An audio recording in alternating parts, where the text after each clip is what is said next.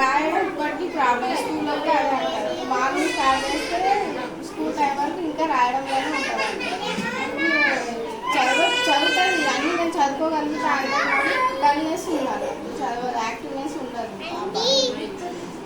ఆ ప్రాబ్లం కావద్దని మా బాబుకి అంగన్వాడికి పంపిస్తున్నారు.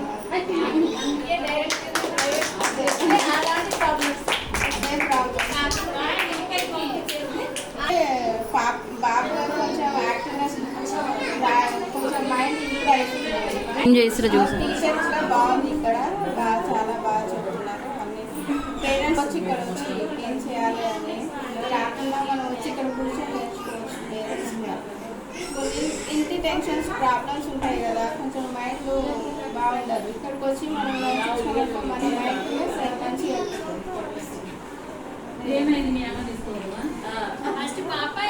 కానీ అమ్మమ్మ దగ్గర ఉంది చదువుకున్నాను. కానీ ఇంత మెచ్యూరిటీ లేకుండా అప్పుడు బాగున్నాను.